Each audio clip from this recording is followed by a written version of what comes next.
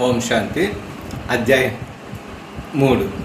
అయితే చెప్పాం కదా, 18-21 అన్నమాట.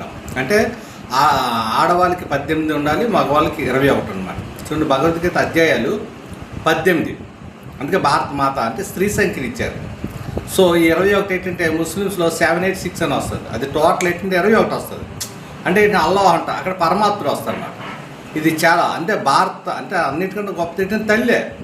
తండ్రి మనకు తెలిసిందే, తండ్రి మామూలుగా వెళ్ళి వచ్చేసి అంతా చేస్తారు. తల్లి పాలన ఎక్కువ, తల్లి ఒళ్ళోనే పెరుగుతారు. అసలు తల్లి తాలూకా గొప్పతనం, తల్లి పాలే పెరుగుతారు, ఇదంతా ఉంటుంది. సో ఇది ఒక ఆధ్యాత్మికం అంటే మన అనుభవాలు కదా. అయితే ఇది 18-21 చేస్తారు. అంటే ఎన్నాళ్ళు ఏం చేస్తారంటే 18-21 పెళ్లి చేస్తారు పెద్దవాళ్ళు. అప్పుడు పూర్వం అనుభవాలు అయ్యి ఉండి కనుక ఈ కలియుగంలో ఏంటంటే కలి ముందు ముందు బాగా పెరిగిపోతుంది. మనం అప్పుల్లోని మీకు తెలిసిన జగన్మోహన్ సినిమా, గాంధర్వ కన్య, ఇంకా అప్పుల్లోని సినిమాల్లోనే ఒక విధమైన ఉంది అనమాట.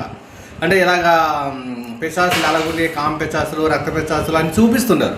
అప్పుడు మన భారతదేశంలో అందులో ఆంధ్రప్రదేశ్లో మంచి భక్తి సినిమాలు, భక్తి భావనలు, విఠలాచార్య సినిమాలు ఇవన్నీ చూస్తున్న సినిమాలు బాగా చూస్తున్నాను ఎక్కువగా అనమాట. ఆటల తాలూకు అనుభవం కూడా బాగా ఎక్కువ ఉండేది. అంటే భగవంతుని ఏదైనా జయించవచ్చు, భగవంతుని పట్టుకుంటే మనం గెలవచ్చు అనే ఉత్సాహం, బలం మనలో పెరిగేది అనమాట.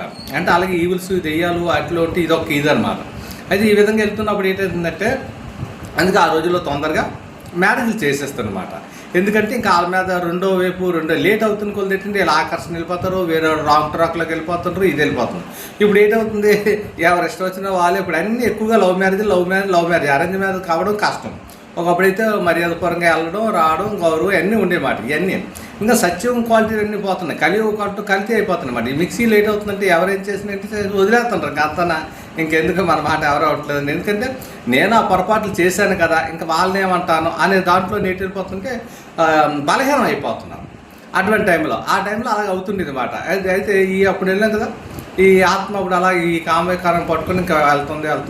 8th వెళ్ళాను, మళ్ళీ 7th ఒకసారి ఫెయిల్ అయిపోయాను, 6th ఒకసారి ఫెయిల్ అయిపోయాను, స్కూల్లోనే వెళ్ళటం ఈ చదువు అవ్వట్లేదని మా పెదనాన్న గారని పైడరాజు గారు ఉన్నారు. అతనికి అందరూ కొడుకులకి వాళ్ళు ఉండేటప్పుడు ఇద్దరు ఉండాను. మా బెస్ట్ ఫ్రెండ్ నరసింహరావు నేను. అయితే ఇద్దరు ఉండేటప్పుడు ఏంటంటే వాళ్ళ నాన్న అన్నారు, ఇలా బ్యాంకులో టీలో వస్తారు, టీలోనికి వెళ్తావా అన్నారు. అప్పుడు అనుకున్నా, సరే టీలోనికి ఇదే చదువు అవ్వట్లేదు, బ్యాంకులో వెళ్ళి ఒక అడుగు ఎక్కిచ్చేస్తాను, నేను ఒక చెట్టు ఎక్కిస్తాను, అక్కడి నుంచి నువ్వే ఎక్కిపోవాలని పెద్దవారు మంచిగా ఇచ్చారు. ప్రధాని గారు మీరు ముందు నన్ను బ్యాంకులో అడుగు పెట్టేస్తే ఆ తర్వాత నుంచి నేనే చూసుకుంటాను. అప్పుడు బ్యాంకులో అడుగు పెట్టాను. టీ బాయ్ ఇంకా స్కూల్ ఆఫీసర్.